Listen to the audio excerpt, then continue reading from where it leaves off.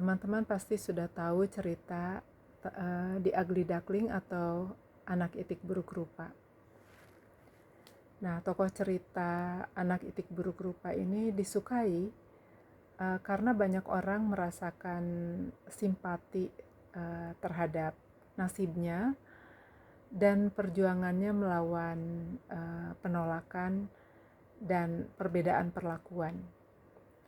Pembaca juga terinspirasi oleh transformasi si Itik ya, yang akhirnya menjadi angsa yang cantik, yang utuh, simbol harapan dan kesuksesan setelah melewati kesulitan.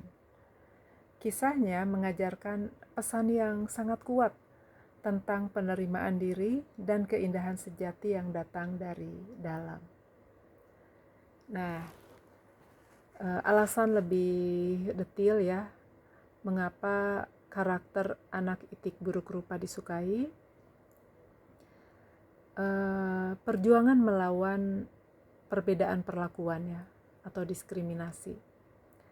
Anak Itik Buruk Rupa terus-menerus diejek dan disakiti karena berbeda dengan anggota keluarganya yang lain. Ini membangkitkan rasa simpati dan empati dari banyak pembaca yang pernah mengalami atau melihat perlakuan serupa atau ketidakadilan ya. Lalu transformasi yang menginspirasi. Kisahnya tentang bagaimana bebek atau itik buruk rupa yang ditolak tumbuh menjadi angsa yang cantik dan anggun. Itu adalah kisah yang kuat tentang potensi dan keindahan tersembunyi yang mungkin tidak terlihat di permukaan ya.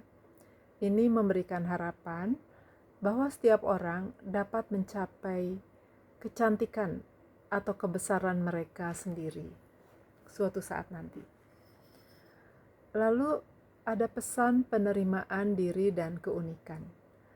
Nah, tokoh cerita ini mengajarkan nilai penting tentang penerimaan diri dan bahwa keindahan sejati terletak pada keunikan diri, bukan mengikuti standar penilaian orang lain ya. Lalu ada pesan tentang ketahanan dan pertumbuhan. Kisahnya menunjukkan ketahanan karakter yang luar biasa dalam menghadapi kesulitan. Nah, Anak Itik Buruk Rupa ini tidak menyerah meskipun terus-menerus diasingkan, dan keberhasilannya pada akhirnya adalah bukti kekuatan semangatnya ya. Lalu ini adalah hubungan persahabatan dan dukungan. Nah, tokoh cerita Anak Itik Buruk Rupa juga menemukan dukungan melalui pertemanan ya.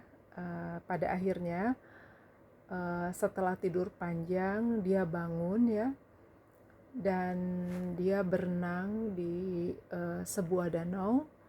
Kemudian dia melihat ya bayangan di danau itu seekor angsa yang sangat cantik ya, dan dia sampai terpesona melihat bayangan itu. Dia baru menyadari bahwa dia bukan seekor itik, tapi dia adalah anak angsa ya yang dibesarkan oleh keluarga itik, dan sekarang dia sudah menjadi angsa yang sangat cantik, dan di danau itu dia bertemu dengan sesama angsa yang menerimanya dengan hangat.